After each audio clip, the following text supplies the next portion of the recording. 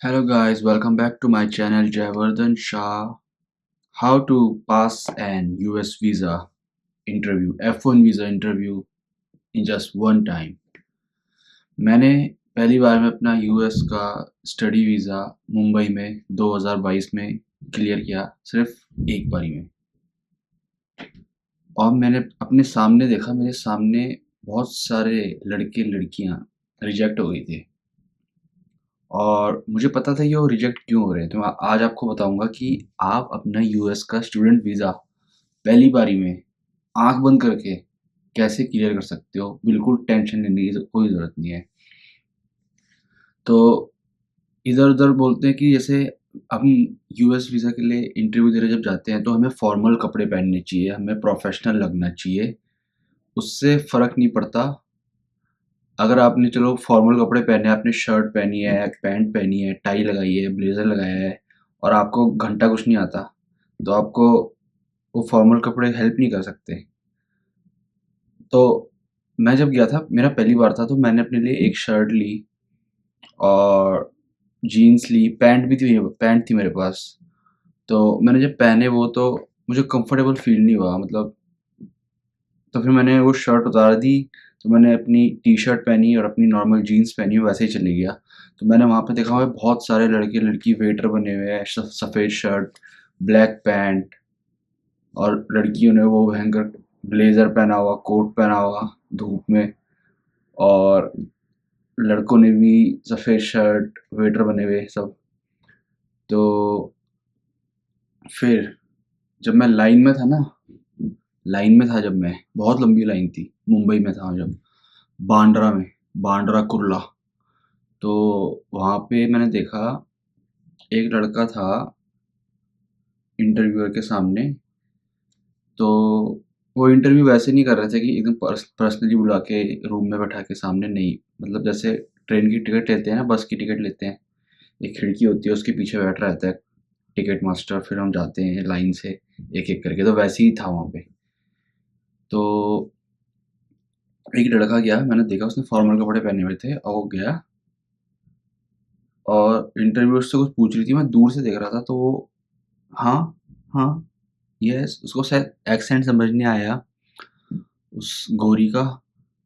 तो वो बार-बार पार्डन, एक्सक्यूज़ मी, ऐसे-ऐसे कुछ बोल रहा था, तो उसने सीधा बोल दिया, sorry you are not eligible. तो ये बात मैंने नोटिस करी, तो मैंने सोचा वहाँ पे जितने भी है ना, सबके पास सब कुछ है, सबका कॉलेज में एडमिशन हो रखा है, सबके अकाउंट में पैसे हैं बहुत सारे, क्योंकि जो कॉलेज में एडमिशन होता है तो दिखाने पड़ते हैं बहुत सारे पैसे अकाउंट में। 1 साल की ट्यूशन फीस और एक्सपेंस, तो सबके अकाउंट में पैसे हैं, सबके अच्छे नंबर आ रखे हैं, सबने जीआरई, जीमैट दिया है, सबने आइल्स किया है, सबके आइल्स के बैंड अच्छे हैं, तब जाके उनका एडमिशन हुआ है, तो सबके पास सब कुछ है, तो उनको कोई रीज़न चाहिए रिजेक्ट करने के लिए। तो वही है, कोई जो इंग्लिश में अटक रहा है ना, तो वो उसको बोल रहा है sorry you are not eligible. तो ये देखा मैंने।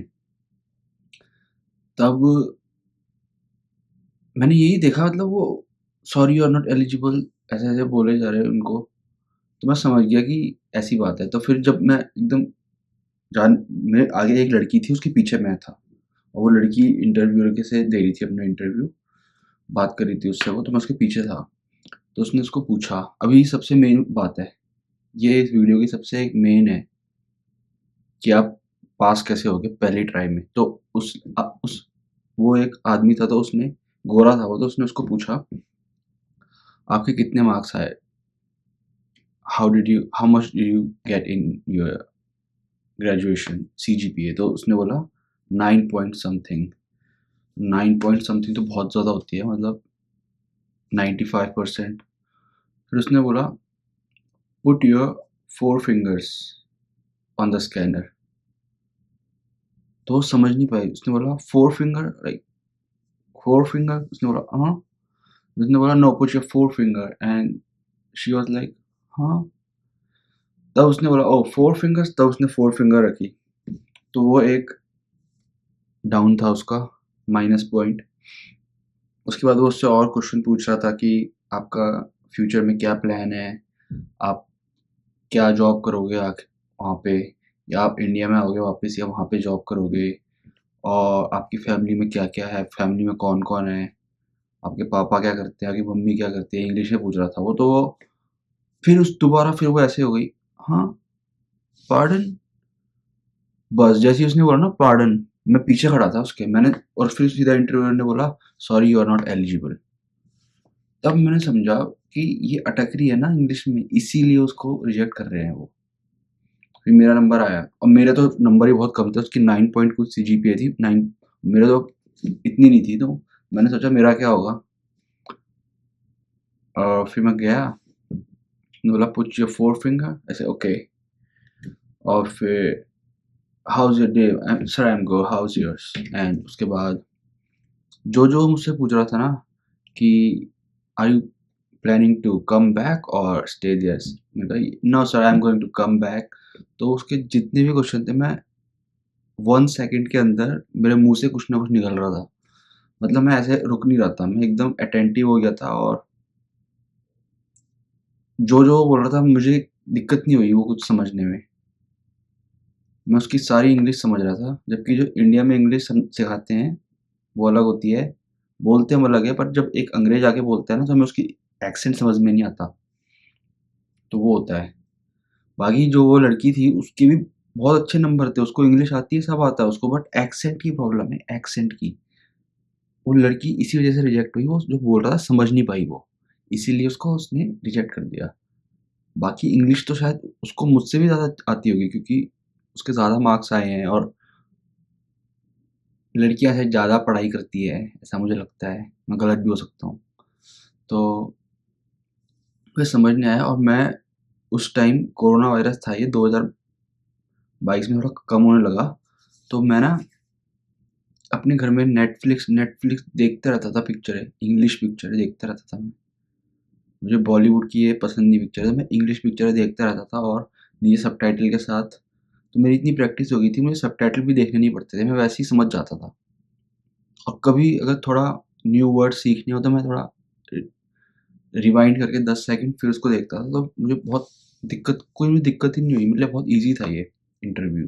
तो मैं यही बता रहा हूँ, वीडियो को लंबा नहीं कर रहा।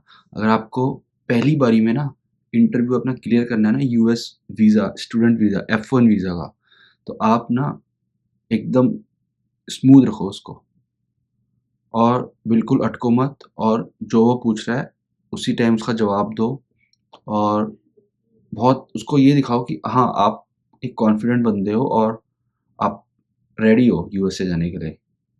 ये नहीं कि हाँ, व्हाट? एक्सक्यूज़ मी, पार्डन, समझ नहीं आया मुझे, तो वो रिजेक्ट कर देगा आपको। तो आई होप आपको मेरी वीडियो अच्छी लगी हो। जस्ट अपना इंटरव्यू स्मूथ रखना, कॉन्फिडेंट रहना और जो वो बोल रहा है समझ जाना और बेवकूफ़ जैसा मत दिखना कि समझ नहीं आया। So thanks for watching, have a good day, bye.